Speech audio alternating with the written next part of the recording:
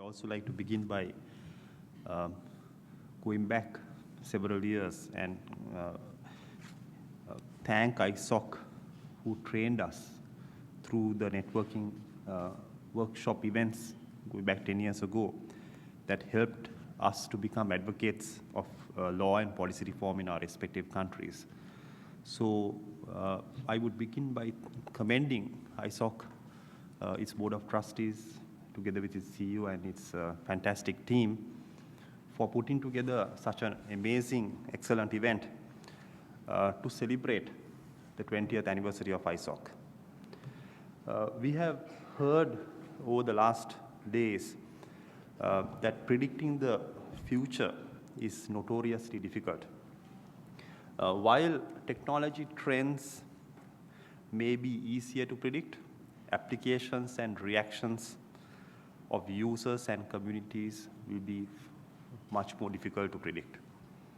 In this context, from a developing country and a regulatory government perspective, I would say that the role of government and policymakers may be even harder to predict in the next 20 years because in most cases, governments all over the world will tend to merely react to social economic requirements and changes rather than being proactive or being more responsive to them.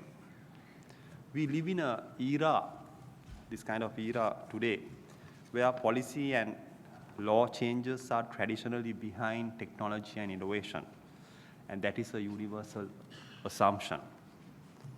The challenges for the future is how well governments and reform efforts would respond to much faster evolution of technology and innovation than what we see today.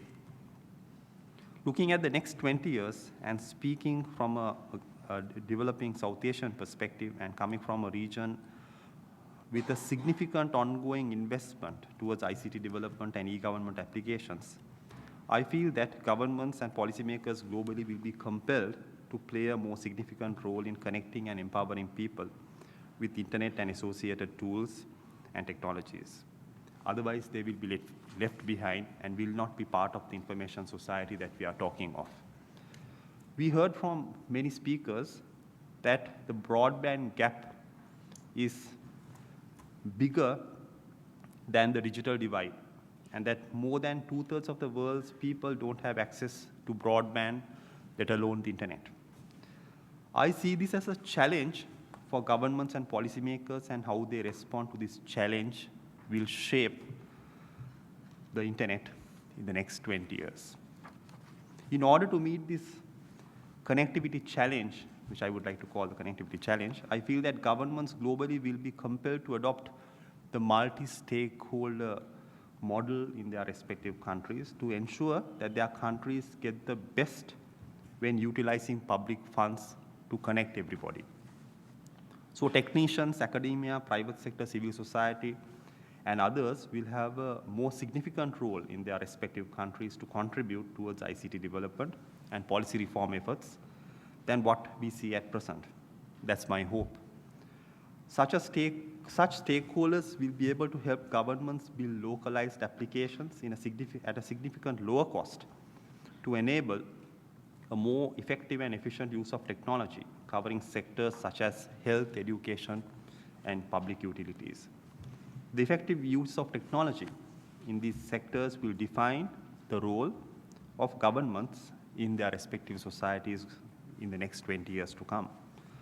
To cite an example in my own country, many of the local content, internet content that we see spread across the rural communities, and those tools which empower less able people to access the internet.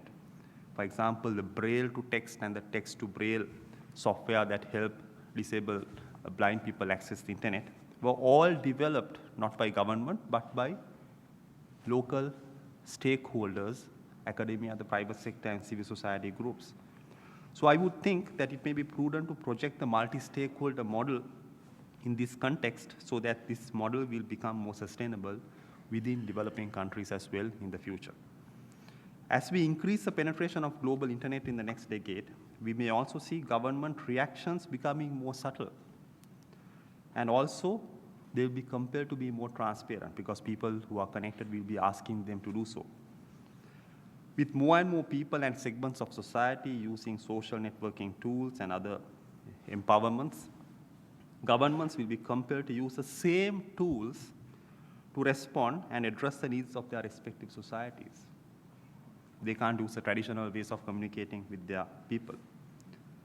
In the next 20 years, hopefully, with greater connectivity, governments will be compelled, in my view, to focus even more on safer and more secure internet for all users, including children. And I feel this is an area where the government's role will have to be significantly present in defining the roadmap for the internet going forward. Thank you.